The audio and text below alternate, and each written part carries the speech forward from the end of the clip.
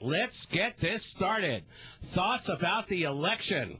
National first, and then local. I would like to know what you think of it, and also what's up with the fact that Rhode Island re-elected the entire General Assembly without change whatsoever after constantly complaining about the work that they do.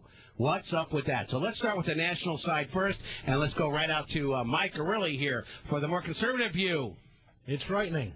I'm frightened. I'm frightened. It is.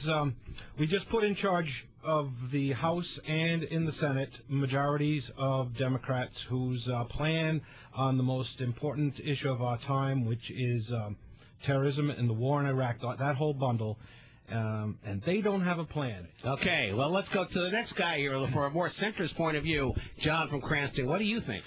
Apparently, this administration went to war without one. We could certainly end one without one. What do you think about all this? Actually, Jack Reed made an interesting comment to me. I asked him about the plan issue, and he said when you don't get the information, it's irresponsible to have a plan.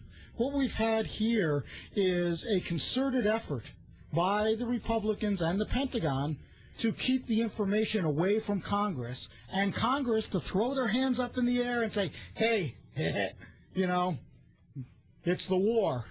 The war has been this sort of blob that's been out in the White House distance.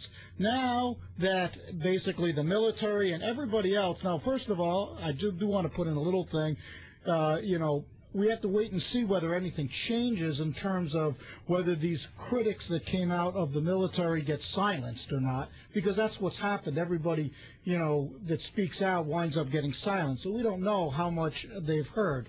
But the Democrats actually, just so you know, they put 3 plans on the table, and when you get the information, then you can have a responsible response.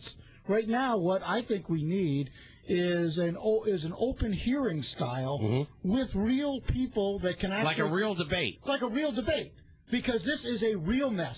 This isn't a fake mess. All right. Okay? Mike, you have a response? Well, wait a minute. Let's get back to the original question because it's about what do you think about the elections. I think that in terms of the national elections, the people of this country have clearly spoken. Moderate politics on both the left and the right. Yeah, well, certainly that seems to be what just happened. And also an agenda of social change. That also seems to happen. All of the economic moderation of this insane privatization of, you know, the red tag sale on America. People don't want to see their jobs and their companies sold out to the highest bidder. And guess what? These guys aren't patriots. Well, let me ask Mike something. Do you think that as a result of this election that the ultra-conservative branch of the GOP has been marginalized now? I think that it's been marginalized because you have to. What do you mean by marginalized? I mean, I'm talking about ultra-conservative. Is the media going to pay attention to what they have to say? Is anyone else going to pay attention to what they have to say? Well, probably not. Probably not. Things are not looking good because of the direction that the country decided to take. God. Oh, God. The country decided to take a position where they're going to put their trust in a party that has never conducted a war successfully. Oh, my God. Let's talk about the... No. Let's talk about the realities of this situation. World War II was a successful war. Let's talk about the realities of this situation. We're not talking German or Japanese, right? No, we have a president of the United States who has a direct phone line to an evangelical minister who smokes crystal methane. I think the people of this country have clearly spoken. I know of someone that I used to hang out with that smokes crystal methane now. Congressmen who are trying to stick their business in pages. That's got nothing to do with the argument that we're talking about. Well, it's got everything to do. I'm giving you the reasons why we've lost this election.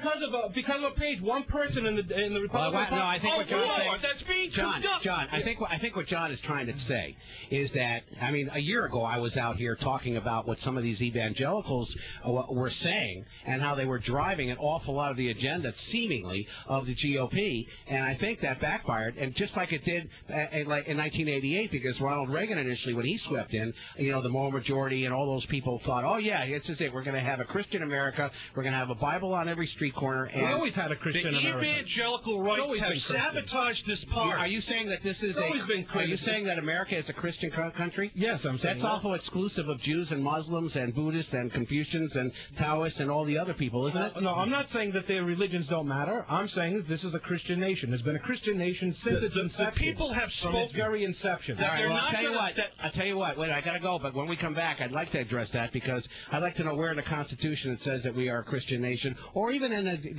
any other big document that says we're a Christian nation. My name is Howie Barte. Listen to 920 WHJJ. We're going to be right back.